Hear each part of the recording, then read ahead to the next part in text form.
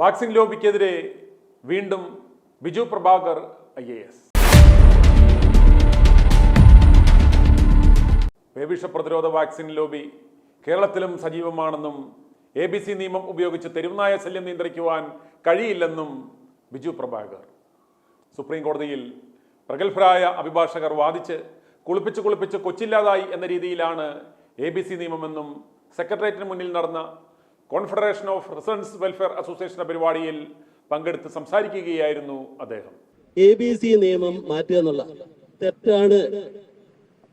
ABC നിയമം എന്ന് പറയുന്ന ആനിമൽ ബർത്ത് കൺട്രോളിന് വേണ്ടിയുള്ള നിയമമാണ്. അത് ഉപയോഗിച്ചിട്ട് ഇത് മാറ്റാൻ പറ്റത്തില്ല. ഇത് സുപ്രീം കോടതിയിൽ വലിയ പ്രഗത്ഭരായിട്ടുള്ള വക്കീലന്മാർ വന്ന് വാദിച്ച് കുളിപ്പിച്ച് കൊച്ചില്ലാതായി എന്ന് പറയുന്ന രീതിയിൽ ഇത് വന്നതുകൊണ്ട് മാത്രമാണ് കടികൊള്ളുന്ന ജനങ്ങൾക്ക് വേണ്ടി വാദിക്കാൻ വേണ്ടി തുഷാർ മേത്ത മാത്രമേ ഉള്ളൂ. വേറെ ഒരു വക്കീലിനെ കേരള ഗവൺമെന്റ് വെച്ചിട്ടില്ല, ഇന്ത്യ ഗവൺമെന്റ് വെച്ചിട്ടില്ല. തുഷാർ മേത്ത പറഞ്ഞത് പല അഭിപ്രായങ്ങളും എന്റെ സ്വന്തം അഭിപ്രായം, ഞാൻ ഗവൺമെന്റ് അഭിപ്രായമല്ല പറയുന്നതാണ്. കോടിക്കണക്കിന് രൂപ ഈ ആന്റി റാബീസ് വാക്സിൻ ലോബിയുടെ നിന്ന് വാങ്ങിച്ചിട്ടാണ് കേരളത്തിലെ തുഷാർ മേത്ത പറഞ്ഞൊരു കാര്യം, A loud vocal minority and A suffering majority.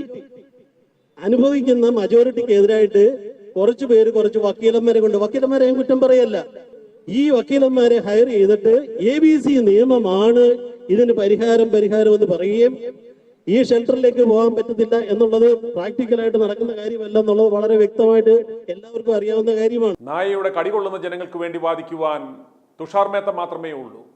മറ്റൊരു അഭിഭാഷകനെയും സർക്കാരുകൾ വെച്ചിട്ടില്ല. കോടിക്കണക്കിന് രൂപ വാക്സിൻ ലോബിയുടെ കയ്യിൽ നിന്നും വാങ്ങിയാണ് കേരളത്തിലെ പലരും പ്രവർത്തിക്കുന്നത്. പ്രശ്നം അനുഭവിക്കുന്ന ഭൂരിപക്ഷത്തിനെതിരെ കുറച്ചുപേർ വക്കീലന്മാരെ കൊണ്ടുവന്ന് ABC നിയമമാണ് ഇതിന് പരിഹാരമെന്ന് വാദിപ്പിക്കുകയാണ്. എന്നാൽ അത് തെറ്റാണ്. ABC നിയമം മൃഗങ്ങളുടെ ജനനിയന്ത്രണത്തിനുള്ളതാണ്. അതുപയോഗിച്ച് തെരുവുനായ ശല്യം മാറ്റുവാൻ കഴിയില്ല. വന്ധ്യംകരണവും പരിഹാര മാർഗമല്ല. പ്രശ്നം നിലനിൽക്കേണ്ടത് വാക്സിൻ ലോബിയുടെ ആവശ്യമാണ്. 2400 കോടിയിലധികം രൂപയുടെ വാക്സിൻ പ്രതിവർഷം രാജ്യത്ത് വിറ്റഴിക്കുന്നുണ്ട് എന്നും ബിജു പ്രഭാകർ പറയുന്നു. നായകളെ ഷെൽട്ടറിലേക്ക് മാറ്റുന്നത് പ്രായോഗികമല്ലെന്ന് എല്ലാവർക്കും അറിയാവുന്ന കാര്യമാണെന്നും ബിജു പ്രഭാകർ പറഞ്ഞു. അവന്മാർക്ക് വലിയ വക്കീലന്മാരെ കൊണ്ടുവരാം. പാവപ്പെട്ടവൻ്റെ മുഖം കടിച്ചു കീറിയാൽ അത് ഒരു പ്രശ്നവുമില്ല. ഇവിടെ ഒരുത്തനും ഒരു വിഷയവുമില്ല. കാറിൽ നടക്കുന്ന വലിയന്മാരെ പട്ടികടിക്കത്തില്ല. ഇവിടുന്ന് എല്ലാവരും തെരഞ്ഞെടുത്ത് കേന്ദ്രത്തിൽ വിട്ടിട്ടുണ്ടല്ലോ. ഏതെങ്കിലും ഒരു MP പോയി പാർലമെന്റിൽ ഇത് ഉന്നയിച്ചിട്ടുണ്ടോ എന്നും അദ്ദേഹം ചോദിക്കുന്നു. ഇതിനിടെ കണ്ണൂർ നഗരത്തിൽ വീണ്ടും തെരുവുനായ ആക്രമണം രൂക്ഷമായി. 14 പേർക്കാണ് ഇന്ന് മാത്രം കടിയേറ്റത്. കാൽടെക്സ് പരിസരത്താണ് കൂടുതൽ പേർക്ക് കടിയേറ്റത്. ഇവിടെ മാത്രം 5 പേർക്ക് കടിയേറ്റു. ATMൽ നിന്ന് പണമെടുക്കുവാൻ നിന്നയാളെയും നായ കടിച്ചു. സബ് ജയിൽ പരിസരത്തും തെരുവുനായ ആക്രമണമുണ്ടായി. ഒരു നായ തന്നെയാണ് എല്ലായിടത്തും ഓടി നടന്ന് ആളുകളെ കടിച്ചതെന്നാണ് വിവരം. ഉച്ചതിരിഞ്ഞ് 12:30യോടെയാണ് ആക്രമണം തുടങ്ങിയത്. കടിയേറ്റവർ ജില്ലാ ആശുപത്രിയിൽ ചികിത്സ തേടി. ജൂണിൽ ഒരൊറ്റ ദിവസം 70ലധികം പേരെയാണ് കണ്ണൂർ നഗരത്തിൽ തെരുവുനായ കടിച്ചത്.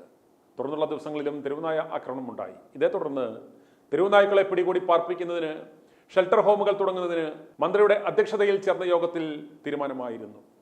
ഏതാനും ദിവസങ്ങൾക്കുള്ളിൽ നിർമ്മാണം പൂർത്തിയാക്കി നായകളെ പിടികൂടി മാറ്റാനായിരുന്നു തീരുമാനമെടുത്തതെങ്കിലും ഇതുവരെ ഒന്നും നടപ്പിലായിട്ടില്ല. നഗരത്തിൽ തെരുവുനായ ശല്യം വളരെ രൂക്ഷമാണ്. പകൽ സമയത്ത് പോലും കുട്ടികളെ ഒറ്റയ്ക്ക് വിടുവാൻ രക്ഷിതാക്കൾക്ക് ഭയമാണ്. തെരുവുനായ ശല്യം രൂക്ഷമാകുമ്പോൾ കോർപ്പറേഷനും ജില്ലാ പഞ്ചായത്തും പരസ്പരം പഴിചാരി ഉത്തരവാദിത്തത്തിൽ നിന്നും രക്ഷപ്പെടുകയാണ് പതിവ്. ഇത് ഒരു ജില്ലയിലെ മാത്രം അവസ്ഥയല്ല. കേരളത്തിലെ എല്ലാ ജില്ലകളിലും തെരുവുനായ ശല്യം വളരെ രൂക്ഷമാണ്. i2i News, an eye for truth. i2i News subscribe ചെയ്തിട്ടില്ലാത്തവർ ഇപ്പോൾ തന്നെ സബ്സ്ക്രൈബ് ചെയ്യുക. നോട്ടിഫിക്കേഷൻ ലഭിക്കുവാൻ ബെൽ ബട്ടണും അമർത്തുക.